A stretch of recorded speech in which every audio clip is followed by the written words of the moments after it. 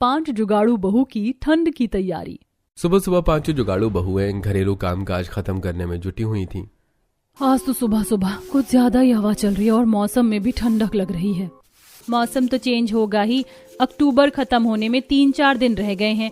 नवंबर शुरू होते ही कड़ाके की ठंड पड़ने लगेगी। अब हम 5 बहू को ठंड की तैयारी शुरू कर देनी चाहिए। नुपुर रात के खाई पिए झूठे बर्तन ठंडे पानी में धो रही थी। कुमुद झाड़ू लगा रही थी। वहीं पूनम शीतल मचान पर लकड़ी की सीढ़ी लगाकर अपनी छत वाली खेती से कुछ तोड़ रही थी। पूनम, शीतल, तुम दोनों इतनी देर से मचान पर क्या कर रही हो? अगर कोई सब्जी फरी है तो तोड़कर नीचे आ जाओ। पता है ना हमारे घर की छत कितनी कच्ची, अगर धंस गई तो ठंड का मौसम खुली छत के नीचे रहना पड़ेगा, क्योंकि हमारे पतियों में से किसी की इतनी आमदनी नहीं है कि तुरंत ठीक करवा देंगे। ऐसा बोलते हुए सबसे बड़ी बहू रीता की बात में गरीबी में गुजारा करने की झलक को देखा जा सकता था। जेठानी जी, एक एक सब्जी के पत्ते हटाकर छान मार लिया हमने, लेकिन आज तो पकाने के लिए मचान से एक सब्जी भी नहीं निकली। बगैर सब्जी के कैसे खाना पीना बनेगा? कोई बात नहीं जेठानी जी, एक दिन बनाने के लिए बाहर से सब्जी खरीद कर मंगवा लेंगे, परेशान मत होइए। नुपुर, रेडी वाले तो सब्जियां सोने के भाव में बेचते हैं। 1 से 2 टाइम की सब्जी भी अगर हम बाहर खरीद कर खाएंगे तो खर्चे के पैसे उसी में लग जाएंगे। फिर पकाने के लिए राशन, दाल, तेल, मसाले कहाँ से आएंगे? पता नहीं हमारे ससुराल के हालात कब तक खराब रहेंगे। हमारे पतियों की कम आमदनी के चलते हम बहुओं को पूरे महीने खर्च चलाने में इतना हाथ खींच कर चलाना पड़ता है। ना तो हम अच्छी तरह से खाना पीना कर पाते हैं और ना तो रहने के लिए हमारे सर पर पक्की छत है। वही तो, गर्मी के मौसम में तो किसी तरह अंदर बाहर सोकर गुजारा कर लेते हैं, लेकिन इस कच्ची झोपड़ी में कड़कड़ाती ठंड में बुरी हालत हो जाती। पूरी सर्दियां कपकपाते हुए कटती हैं। से 1 साल के अंदर तो हमारी झोपड़ी और भी ज्यादा खराब हो गई, जगह जगह से घुस गई है। दीवार और जमीन में इतने गड्ढे लगा दिए हैं कि ठंडी ठंडी हवा सीधे घर के अंदर घुसेगी। इस ठंड के मौसम का हमको भी जुगाड़ लगाना पड़ेगा। तभी शीतल ढेर सारे सीताफल के पत्ते तोड़कर लकड़ी की सीढ़ियों से छत वाली खेती से नीचे आती हैं। देखो, हमने जो अपनी छत वाली खेती लगा रखी है उस पर सीताफल की बेल चढ़ गई है। हाँ, मगर देवरानी जी, ये जेठ वाली सीताफल है। हमारी पड़ोसन चंपा है, उसने हम 5 की देखा देखी अपनी छत पर सीताफल की बेल लगाई थी। हो सकता है उसी के छत पर से हमारे छत पर उसकी बेल चढ़ गई हो। जेठानी जी, छत पर कोई सी भी सब्जी नहीं हो रखी, इसीलिए मैं सीताफल के पत्ते तोड़कर ले आई हूँ। मछली का मसाला देकर इसकी सब्जी बना लेंगे। रीता, वैसे 2-4 दिन बाद इस गर्मी वाले सीताफल को खाने का सीजन खत्म हो जाएगा। इस बार हम भी अपने छत पर सर्दी के सीजन वाले सीताफल लगाएंगे। जितनी स्वाद ठंड वाली सीताफल की सब्जी बनती है, उससे कहीं ज्यादा स्वाद उसके पत्तों का साग बनता है। 5 जुगाड़ू बहुएं ठंड के मौसम पर बात कर ही रही होती हैं कि तभी कलावती घर से निकल कर आती है। अरे बहुओं, तुम 5 ने अभी तक चूल्हा चौखट लीपा नहीं क्या? चाय रख दो जल्दी से, राकेश संतोष को चक्कर मारने जाना है। वो माँ जी, अभी धूप नहीं हो रखी थी, इसलिए सोचा थोड़ी धूप हो जाएगी तो चौखट चूल्हा लीप पोत दूंगी। बस अभी झटपट से चूल्हा लीप कर चाय बनाती हूँ। इतना बोलकर रीता अपने खुले आंगन वाली रसोई में चूल्हा लीपने जाती है और देखती है कि उसके चलते चूल्हा भीगा हुआ था। हे भगवान, ये चूल्हा तो बिल्कुल भीग कर तर है। लगता है रात में बारिश हुई है। बहु, सावन भादो का मौसम थोड़ी लगा है जो बरखा बूंदी होगी। रात में ओस गिरी होगी, ठंड शुरू होने को है। अब चूल्हा ऐसे खुला मत छोड़ना, पन्नी से तोप देना। जी माँ जी, अब से रात में खाना बनाने के बाद चूल्हा ढक देंगे। बाकी चूल्हे की तो तीनों अचकन टूट गई हैं, खाना कैसे बनाऊं? चूल्हे की अचकन ओस से खराब होने के चलते रीता खाना पीना कैसे करेगी ये सोचकर परेशान हो जाती है। तभी कुमुद को जुगाड़ आता है और आंगन में रखे ईंट के ढेर में से 4 ईंट का चूल्हा बना देती है। जेठानी जी, मैंने फिलहाल के लिए ईंट का चूल्हा बना दिया है। आप 5 जोड़कर खाना पीना बना लीजिए। थोड़ी देर में मैं मिट्टी लाकर चूल्हे पर लेप लगा दूंगी तो शाम को खाना पीना इस पर पका लेंगे। क्या बात है कुमुद, तुमने तो अच्छा जुगाड़ लगाया। हम चारों में से तो किसी के दिमाग में ईंट का चूल्हा बनाने का जुगाड़ नहीं आया।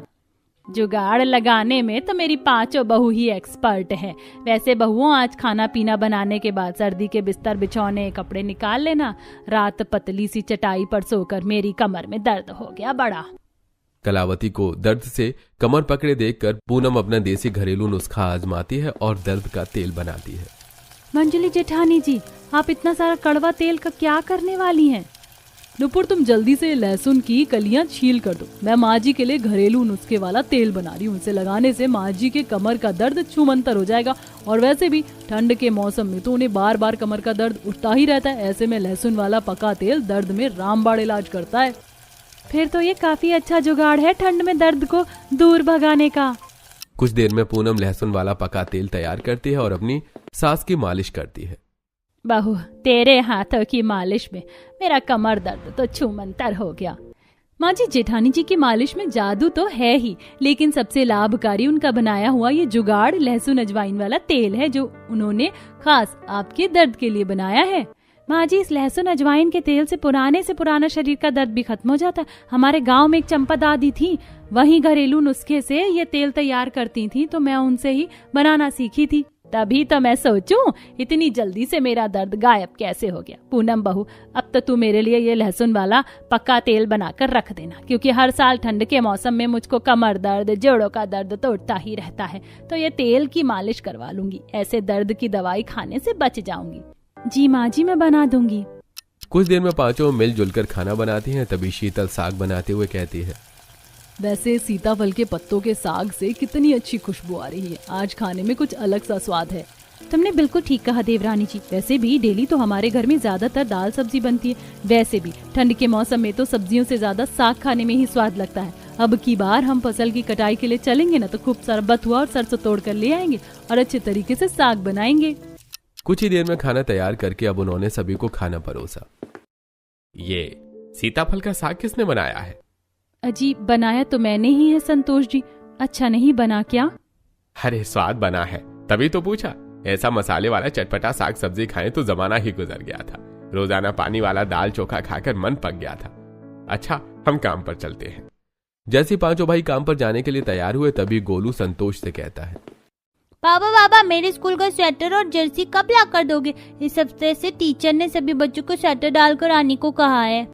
गोलू बेटा, तुम चिंता मत करो, पापा जल्दी स्वेटर खरीद कर ला देंगे।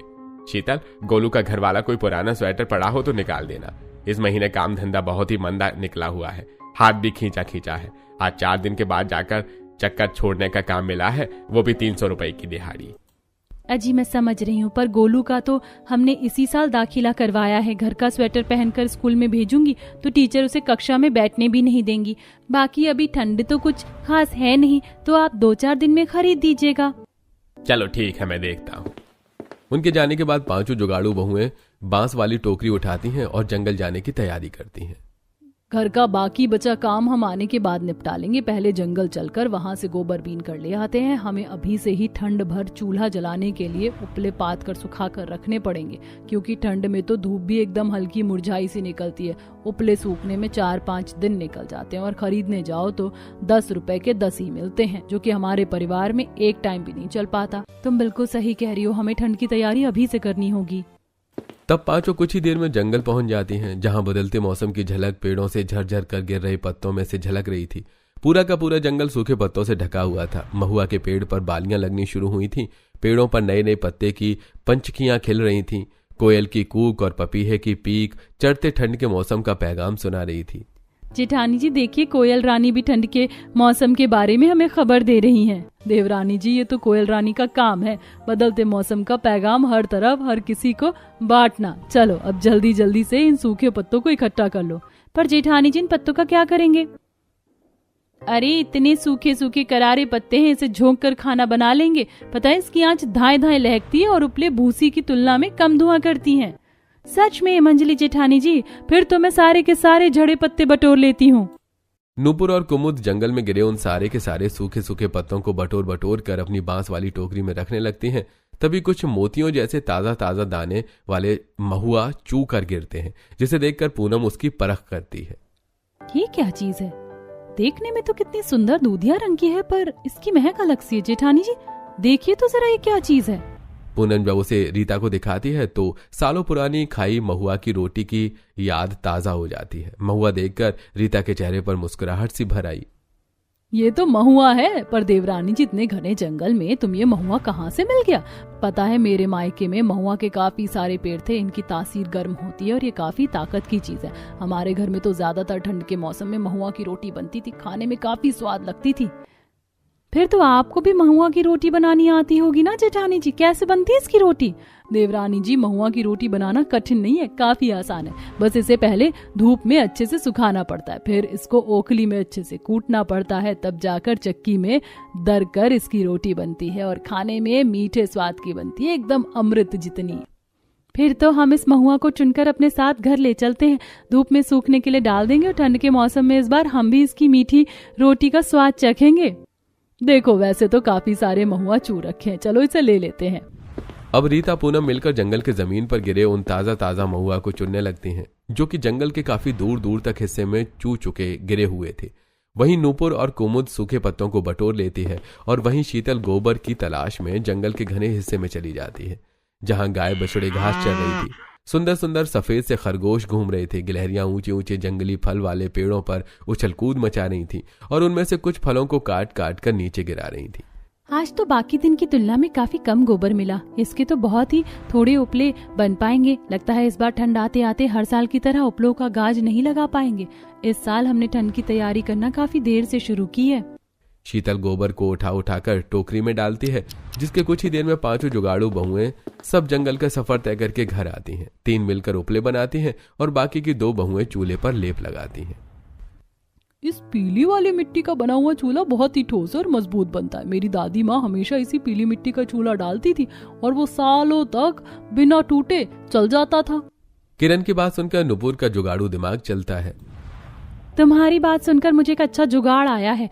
जब पीली मिट्टी का चूल्हा मजबूत बनता है तो क्यों ना हम नया चूल्हा बना लें, ताकि उसको उठाकर हम घर के अंदर भी रख लेंगे, क्योंकि वो चूल्हा तो हमने जमीन से लगाकर बना रखा है।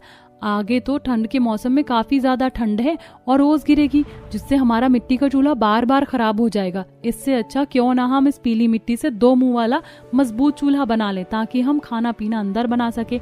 ऐसे ठंड में खुली रसोई में खाना नहीं बनाना पड़ेगा।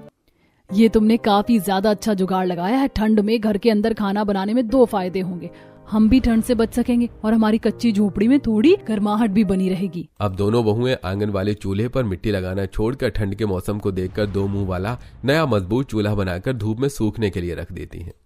शीतल, गोबर में थोड़ा ज्यादा भूसा लगाओ, वरना उपले दीवार पर पाथने में दिक्कत होगी। जेठानी जी, भूसा भी तो इतना महंगा आने लगा है, इसीलिए मैं कम लगा रही हूँ ताकि खत्म ना हो जाए। चिंता मत करो, अभी फसल की कटाई होगी ना, खेत में से फसल का भूसा ले आएंगे, उपले बनाने का जुगाड़ हो जाएगा। 5 बहुओं ने लगभग ठंड की तैयारी शुरू कर दी थी। अब इसी तरह से थोड़े दिन बीत जाते हैं और अब ठंड बढ़ जाती है। दिन रात ठंडी ठंडी हवा चलने लगती है। और नेहा की बच्ची, सारा का सारा चादर तूने अकेले ओढ़ रखा है, मुझको भी तो ठंड लग रही है। राजू लड़ते हुए चादर अपनी तरफ खींच लेता है, जिस पर अंजू के ऊपर से चादर बिल्कुल हट जाती है। ओए राजू, चल मेरा चादर मुझको वापस कर, तू जाकर दूसरा चादर ओढ़। ऐसा बोलते हुए अंजू चादर खींचकर अपनी तरफ दबा लेती है, जिससे राजू बिना चादर के ठंड में कपकपाने लगता है। वहीं कमरे की खिड़की, जहां का दरवाजा टूटा पड़ा था, वहां से बर्फ जितनी ठंडी हवा सीधे घर के अंदर घुस रही थी, जिससे सभी की हालत खराब हो रही थी। तभी राकेश थरथराते हुए ओढ़ने के लिए बिस्तर मांगता है। अरे घर में ओढ़ने के लिए बिस्तर नहीं है, ठंड के मारे कुल्फी जम रही है। ऐसे सोकर मेरे तो हाथ पैर बिल्कुल ठंडे पड़े हुए हैं। अरे मैंने तो इन लुगाइयों को कितने दिन पहले का बिस्तर रजाई निकालने को कहा था, लेकिन किसी के कान पर जूं नहीं रेंगा। ठंड का मौसम खत्म हो जाएगा तब जाकर बिस्तर निकलेगा इनका। सभी को बिना बिस्तर रजाई के ठंड में एक पतली सी चटाई पर सोते देखकर कलावती 5 को भर भर के डांट लगाती है। फिर भी 5 चुप करके सुन जाती हैं। बस आज के लिए आप सभी गुजारा कर लीजिए, कल हम बिस्तर निकाल देंगे। सारा बिस्तर छज्जे पर बांध कर रखा है। अरे छज्जे पर क्या बिस्तर अचार डालने के लिए रखा गया है? ठंड तो अभी लग रही है। तो सभी को ठंड में कांपते देखकर रीता बिस्तर में उठकर बैठ जाती है। बगैर कुछ ओढ़े हुए आज की रात नहीं कटने वाली, क्योंकि ठंड ज्यादा हो रही है। पर जेठानी जी बिस्तर उतारेंगे भी कैसे? छज्जे पर धूल मिट्टी हो रखी है और सब एक लाइन से सो रहे हैं, किसी की आंखों में धूल मिट्टी ना चली जाए।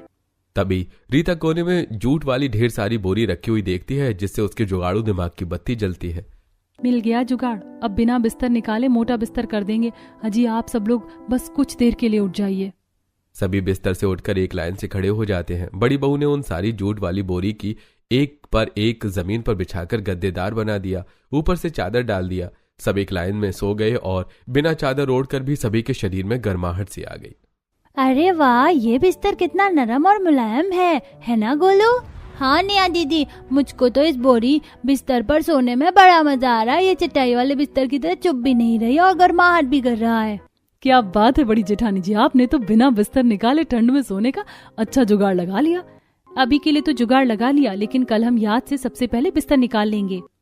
इसी तरह अगला दिन होता है। कुमुद छज्जे पर रखे सारे बिस्तर की बोरी को उतारती है। तभी छज्जे के ऊपर से कुछ छोटे छोटे चूहे निकलकर भागते हैं, जिसे देखकर कुमुद चौंक गई।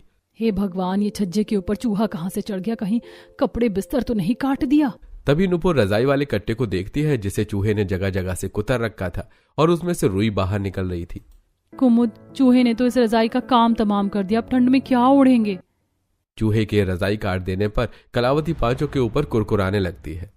इसीलिए कहती हूँ हर कुछ दिन पर छज्जे के ऊपर क्या रखा है क्या नहीं ये देख लिया करो। पक्का घर तो है नहीं जो चूहा नहीं आएगा, कच्चा मकान है, चूहा तो आएगा ही। किसी तरह इस पतली रजाई में ठंड तो कट रही थी, अब क्या ओढ़ेंगे? तभी गली में रजाई बेचने वाला आता है, जिसके पास महंगी महंगी नरम मुलायम रजाइयां बिक रही थी। कपास की, रुई की रजाई भरवा लो भाई, भरवा लो। ठंड की रजाई भरवा लो जी, नरम मुलायम रजाई भरवा लो। रजाई वाले को आया देखकर चारों बच्चे दरवाजे पर खड़े होकर आंखें जमा जमा कर देखने लगते हैं। अरे वाह, कितनी सुंदर सुंदर कलर की रजाई बिक रही है। चलो हम भी दादी को बोलते हैं न्यू रजाई लेने को। गोलू सीधा कलावती के पास आकर रजाई खरीदने को कहता है। दादी दादी, रजाई बेचने वाले अंकल आए हैं, आप भी रजाई ले लो ना, फिर हम भी रजाई में मस्त होकर सोएंगे। अरे मेरे लाडले, अगर दादी के पास पैसे होते तो कब का रजाई भरवा दिया होता। सारा जीवन तो गरीबी देखते देखते खाते कमाते कट गया।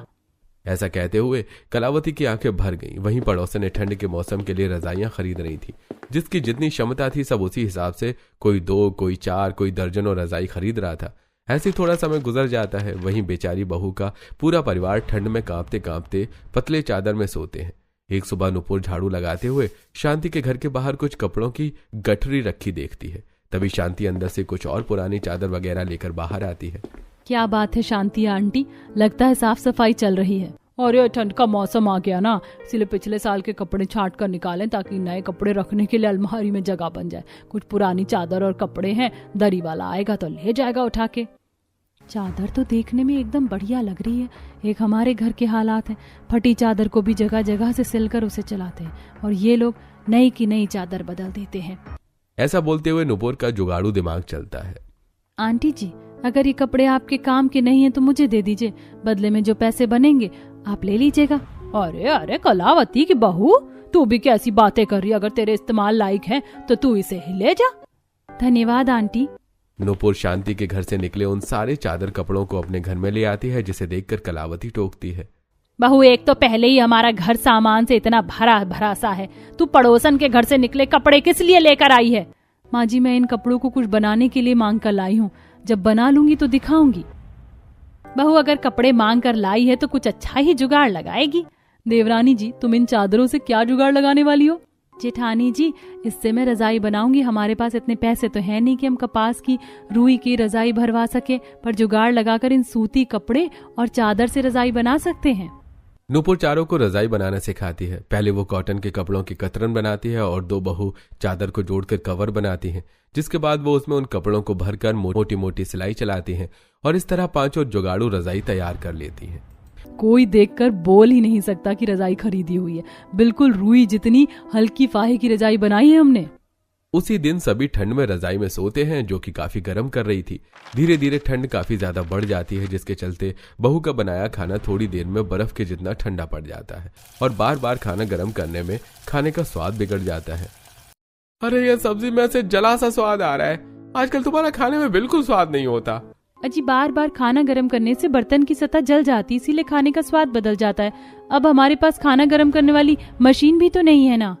तभी शीतल का जुगाड़ दिमाग चलता है और उसे याद आता है कि कैसे उसकी माँ ठंड के मौसम में जमीन के अंदर मिट्टी में भूसी की आग सुलगाकर खाने को गर्म रखने के लिए रखा करती थी। ये जुगाड़ तो मेरे दिमाग में था ही नहीं। जेठानी जी, आप चिंता मत कीजिए, कल से हमें बार बार खाना गर्म करने की आवश्यकता नहीं होगी।